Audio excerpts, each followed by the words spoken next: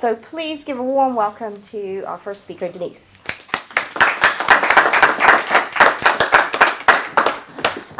Thank you so much. I'm absolutely delighted to be here. This is the first time that I've given this talk and really sort of like talked in any detail about my approach to content marketing and why I love it so much as a strategy. And I thought what I would cover today is sort of three key areas. Why I think blogging in particular still has a value and still important in this era of social media and microblogging. What content marketing looks like in my business and what I do and why I do it that way. And then 4 questions that you might like to think about when sort of thinking about your content marketing strategy. So just a little bit about why I think blogging is important. So I'm not going to talk about some of the usual things that we might talk about in that context, things like SEO and all of that good stuff. I'm going to talk about it in the content of the value of what I see as the value of long form content. So obviously we're now in a kind of era where, in my view, Instagram is kind of probably the platform of choice for influencers, and that's where you see a lot of sort of daily microblogging, lots of kind of snackable short form content, and I think it's kind of it's quite a perfect medium, if you like, for our for sort of like the visual world, but also because our attention spans, I think, have become increasingly shortened as we've kind of moved into this era of scrolling and flicking through things and not being, I think, as kind of focused as perhaps that we used to be.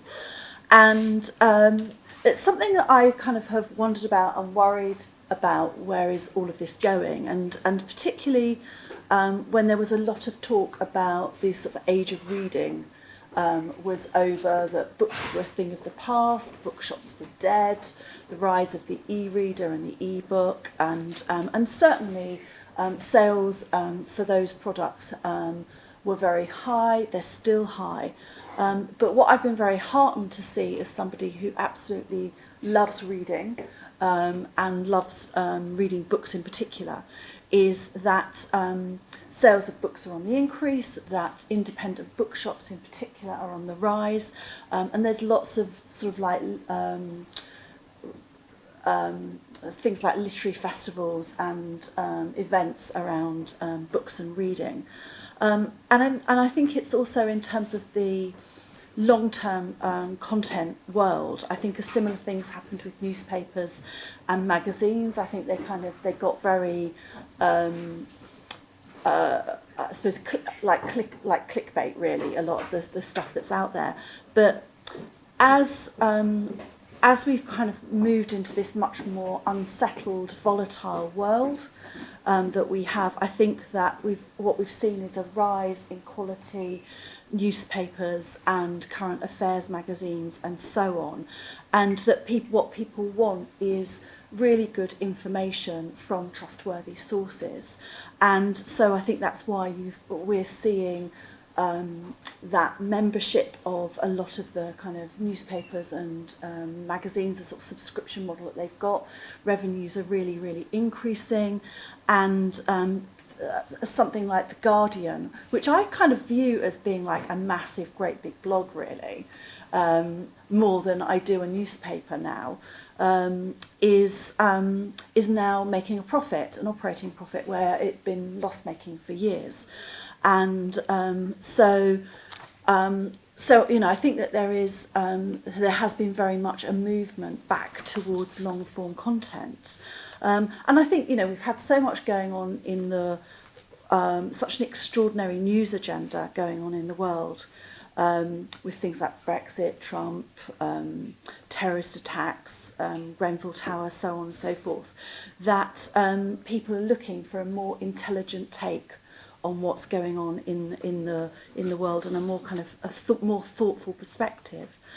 And like I say, I think that's why a lot of the publications that you see on the web that have produced so much content are increasing in popularity, and that I think that sort of specialist writing is something that people are increasingly valuing. So I do think that a medium like Instagram is brilliant for building personal relationships with your followers. It's fantastic if you've got a visual business in terms of showcasing a portfolio of your work. And I think it's great for kind of snackable content.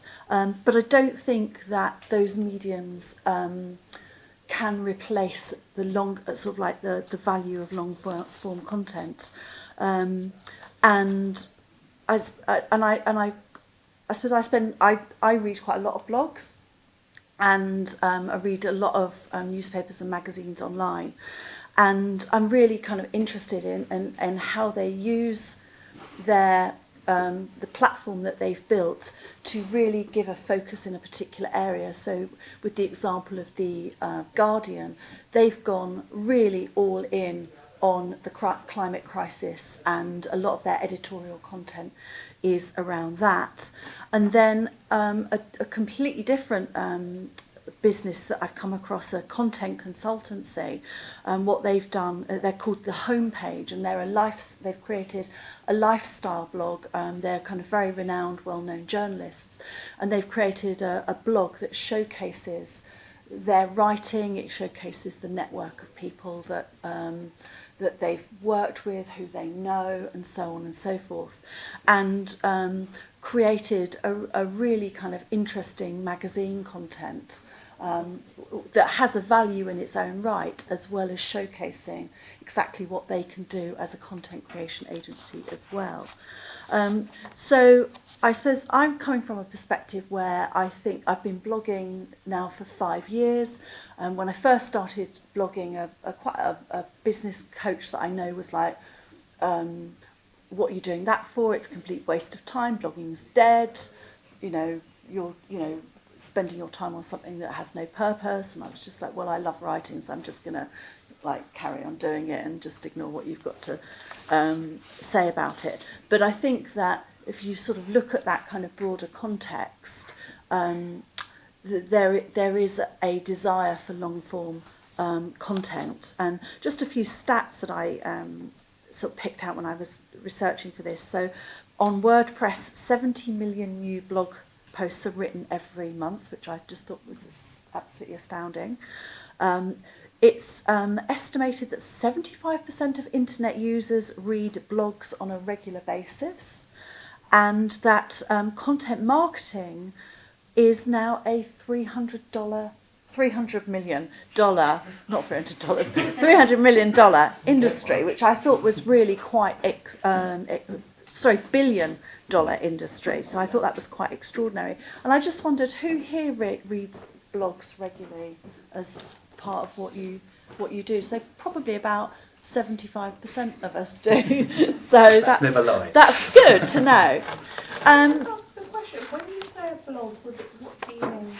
So I mean a piece of written content on a website, on which could either be your website, or it could be on something like Medium or one of those kind of a platform. So that's what I mean by like an opinion piece, generally, would you say that, or just anything? I think it can be anything, and I think that, so it can range from something that is very much a kind of evergreen piece of content, something that's kind of like got a clickbait kind of content, to pieces that are much more thought leadership type pieces. So it can kind of and run the sort of gamut of people's interests and hobbies. And so for me, when I think about content marketing, I start with my blog, and that's the medium from which I create all of the content that then goes on other channels, be it social media channels, be it email newsletters, that sort of thing. So everything starts from from my blog. It's not that I think that there's a right way or a wrong way to do it. It's just that's just what works for me, and it's how I like to do things. And it's a way that I found really helpful in terms of defining my own brand, sort of drilling down in the things that I'm interested in, that I hope that people who follow me or are my customers are interested in. And obviously there's an SEO value too, but that's not something I'm going to sort of get into now. So I start by basically creating pieces of content for my website. And I have an editorial calendar. It's on an Excel spreadsheet, so it's basically all the dates in the year.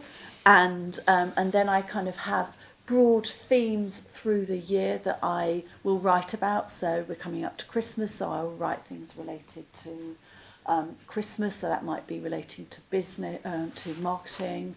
In the summer, I'll often write about managing your sales during the summer sales slump. I'll talk about sort of like New Year type things. So I have sort of like those kind of punctuation points. I'll also use days in the year, particular days in the year, to write pieces, particularly around leadership, because I write around leadership and different aspects of running a business. So something like Nelson Mandela Day or Martin Luther King Day or something like that, I'll create a piece of content, and then I've got that content that I can then reuse as evergreen content in later years as well, and syndicate either when those kind of like that day happens next year, or if perhaps there's something newsworthy and topical that I want to. So I've got a piece on my blog about Sir Alex Ferguson. I'm a huge Man United fan. Sorry about that if you're not. And so I've got a piece about that. So if there's news about Sir Alex, then I'll use that as an opportunity to share that piece of content, which I wrote probably 5 years ago now. I write, my thoughts on things that are bothering me. So Facebook, which I'm not a fan of at all. So my take on why I think Facebook is so corporately irresponsible. Things like the Volkswagen emissions scandal, what went wrong at Thomas Cook recently. So I'll write about that sort of stuff. I'm not shy about writing about where I stand politically and where my values are. So I think there's different schools of thoughts about, how much of that you share. I'm just really out there. I'm a passionate Remainer. You know that from looking at my blog. I write about like sustainability. I write about racism. I write about sexism. So if something happens, a kind of key event happens that speaks to me, then I'll write an article about it. And I'll also share personal stories about running my own business, share things like what I'm reading. And I also, the thing that I particularly love doing when I'm writing my blog is sharing stories about brands that I love and how they've gone about starting and growing and scaling their business, and then kind of writing articles about those, and then kind of digging into some of their strategies. So those are the kinds of things that I write about, and then I will then use all the kind of key channels to syndicate my content as well. So I would launch it on Twitter with a Twitter thread, a tweet storm, and I would put it on Instagram. I'd use Instagram stories, put it on Pinterest and LinkedIn. Pinterest is a platform I want to do more with next year, partly because of SEO reasons, but also because I know that for a lot of bloggers, they get a lot of the sort of traffic that they want to their website as well. So I want to test whether that's a good thing. That's going to be a good thing for me. In terms of what drives traffic to my blog, Twitter has actually been the best platform, and I think that's probably because Twitter is a very newsworthy type of platform, and so I think my content is probably quite well suited to that. And somehow or another, Sage, the accounting software, came across what I was doing and then decided I was in the top 100 influencers in 2017. I've no idea how they came to that conclusion, but it was a kind of nice label. It's like one of those nice labels to have and to talk about. And then I take my kind of like a main article and then I repurpose that in a newsletter as well. So it's like one piece of content serves multiple functions and gets reused and repurposed in a variety of different ways. Just also to say that I've moved platform as well quite recently, so I'm still in this sort of process of updating the imagery, the links, updating some of the articles. So I've not been doing very much by way of promotion, nothing like what I would normally do until I've got that sort of sorted out. But I moved onto a different platform because it had Meg was horrified when I told her what I'd moved on to, but it's got a magazine format that I really love, and I kind of harbour this ambition that I want to develop my blog into much more of a magazine. And because it's so much easier to use than WordPress for somebody who's a non-techie person like me. I have tried Facebook Live and YouTube, and I frankly found it a tyranny. All that kind of setup and getting ready and being presentable and lighting and all the rest of it, I just couldn't be bothered with it. So I'm not saying I won't do it in the future, but right now I just really can't be bothered. And but what I am interested in is launching a podcast because it's a lot less hassle as a medium, and it's a medium that I particularly enjoy as well. So I listen to quite a lot of podcasts when I'm sort of out walking on the beach or cooking or driving and that sort of thing. So I think it's a very kind of digestible form of content. So when you're sort of thinking about planning your content marketing and so on, I think the key thing I sort of one of my key questions is what do you want to achieve through your content? So there's a lot of talk when we're talking about content marketing about driving traffic to your website, the SEO value, how you monetize it, and so on and so forth. I think that value isn't always monetary. And so in my case, the value of my blog for me is that the articles I write give me an opportunity to think about things that are going on in the world, think about things that are happening in the business world or in the economy, questions that my clients have come up with, things that they've been struggling with. And so use that to create opinion pieces and to sort of develop my own thoughts. It might be, something that I want to particularly research. So I kind of use it in quite a personal way to me that I hope will then be of interest to people reading it. And also because I have an ambition to write that book, and to become a good writer, you've got to write a lot. So that's another reason why I am quite prolific writing as well. So I think it's like the first question is like, what do you want to achieve through your content, and what's your reasons and rationale?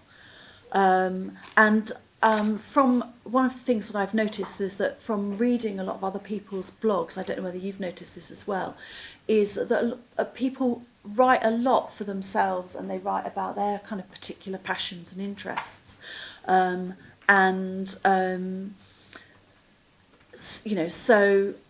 I don't think it's just me that writes in quite a personal way. It's something that I've kind of noticed. But it is obviously really important in terms of thinking about who your readers are as well, and what they want from your content. So that is another question that I ask myself.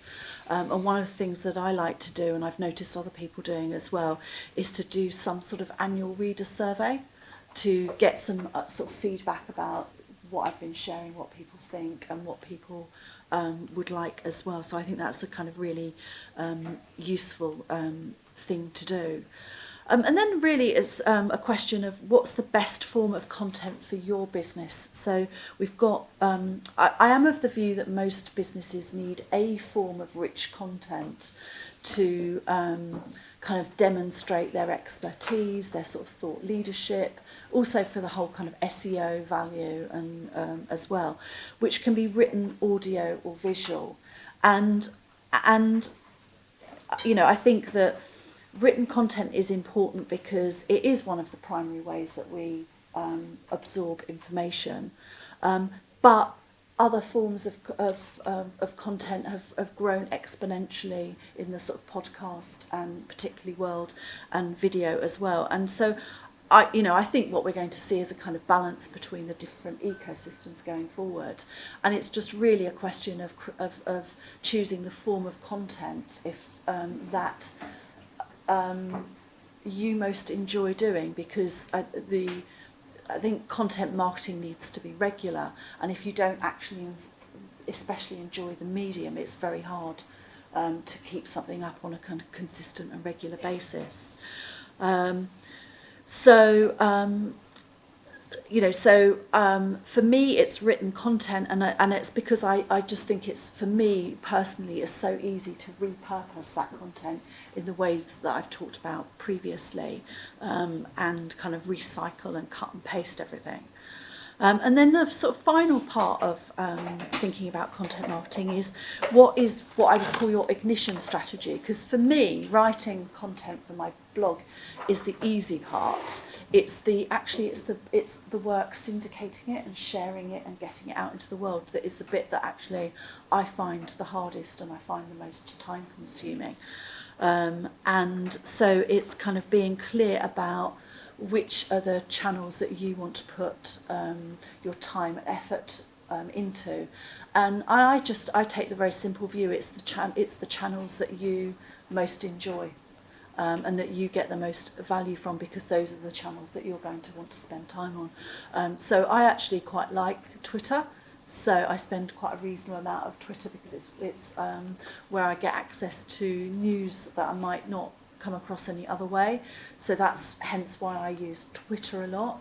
I love the visual medium of Instagram, and I don't think it's fantastic from a blog, driving traffic to my blog standpoint, but I enjoy Instagram, so that's why I spend time there.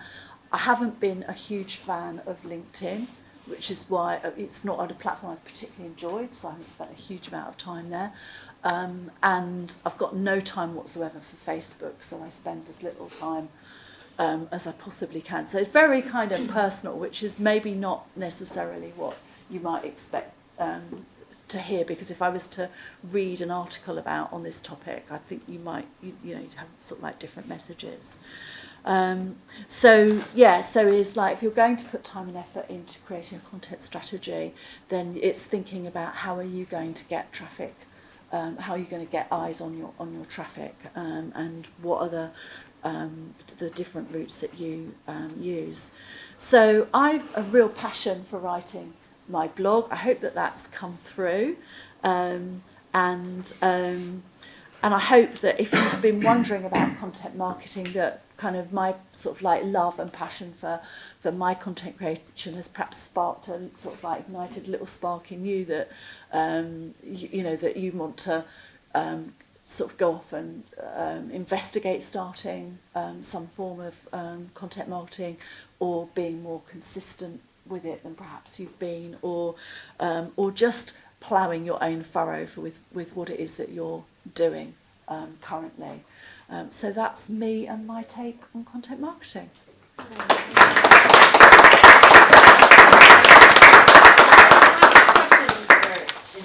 Say that again? Does anyone have any questions? Yeah, sure. Hi. May I ask you how much traffic do you get on your blog in a month?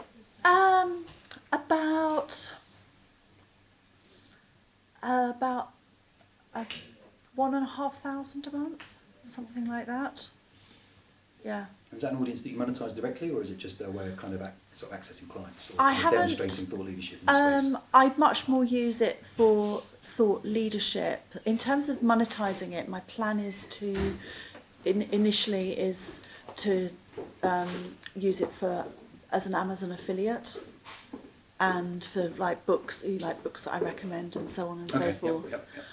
So much might use it in that way. I've got some some thoughts about how I might use it as part of an online strategy. So you've got clients, so your clients in the kind future. of other stuff. And I think that it's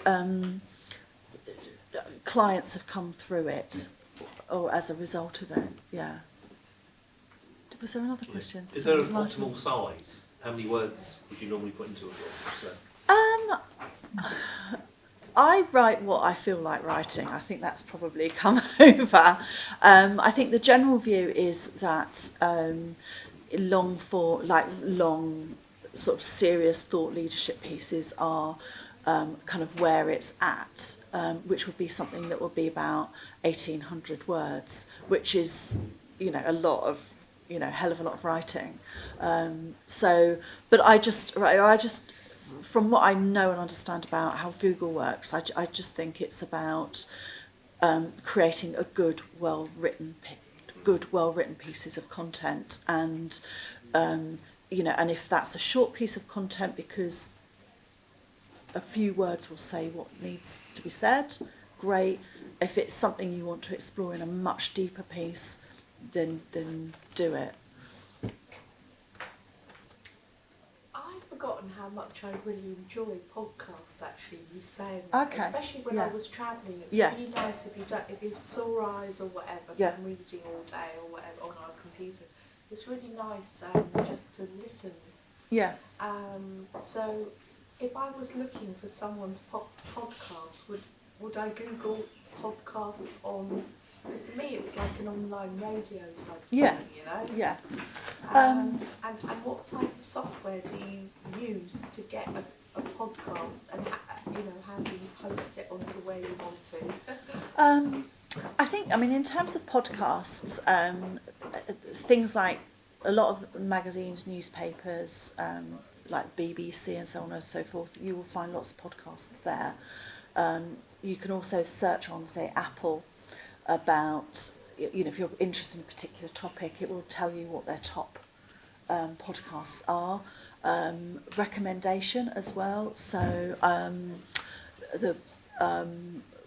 I was just recommended a podcast called No Limits, which is about, it's an American journalist for, I think it's CNN, and she interviews lots of kind of quite very well-known business leaders for her podcast. So that's a new podcast to me that I'm particularly enjoying. So recommendation. Then as a podcast, it will be embedded somehow. So you'll find it on Apple. So pretty much everybody has their podcast on Apple. And then there's other platforms that people use for sharing their podcasts as well. Like Janice, I can show you on Stitcher your and so on and so forth. But I think Apple's kind of the key place where people will have their podcast hosted. So there's a variety of different ways. Just one question from me. Yeah. You know how you said when there's something newsworthy or something Yeah. that you're interested in, and then you'll repurpose some, or you'll share the content that you Yeah. wrote, say 4 or 5 years ago. Yeah. Do you then go back and edit that content a tiny bit as well? Yeah. You do? Yeah. Sometimes partly from the standpoint of like, oh God, did I really write it like that? So from a being very fussy about writing perspective, but also because things might have just moved on slightly. So yeah, I do update it sometimes. Yeah. Great. Okay, thank you so much. Oh,